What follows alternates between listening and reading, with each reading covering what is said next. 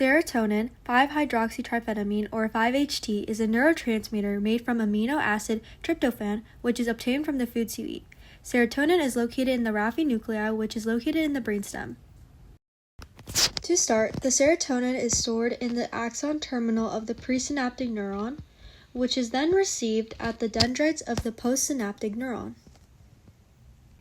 The presynaptic neuron has storage vesicles for the serotonin. The serotonin then travels across the synaptic gap in order to bind with the serotonin receptors on the postsynaptic neuron.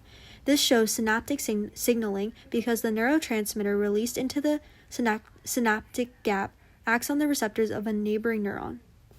There are 14 different types of serotonin receptors, and there are 7 families. 6 are G-coupled, which are 5-HT1, 5-HT2, 5-HT4, 5-HT5, 5-HT6, 5-HT7. One of them is an ion-gated channel, which is 5-HT3. In this video, I will be covering specifically the 5-HT4, 6, 7 receptors. Once the serotonin binds with the receptor is then activated.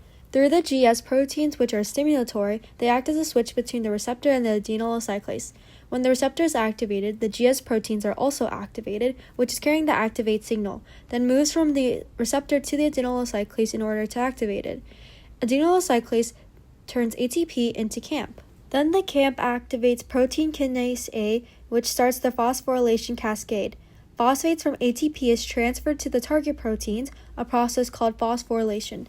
The ATP is then converted into ADP. The signal is amplified because one pKa can phosphorylate many target proteins. The target proteins which are being phosphorylated right now are CREB, CAMP response element binding protein. They act as transcription factors within the nucleus of the neuron, which turn specific genes on or off. In this case, CREB activates transcription, so DNA is transcribed into mRNA. Serotonin affects things like mood regulation, memory, and learning effects, and also your circadian rhythm. Now let's go back and see how ecstasy affects the serotonin signal transduction pathway.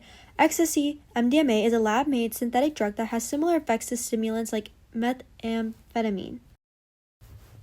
SIRT, serotonin transporter, is a protein that regulates the amount of serotonin in the brain by clearing the serotonin from the synaptic gap. This process is known as reuptake. The SIRT rapidly transports the released serotonin back into the presynaptic neuron to end the signal and prevent receptors from being constantly overstimulated.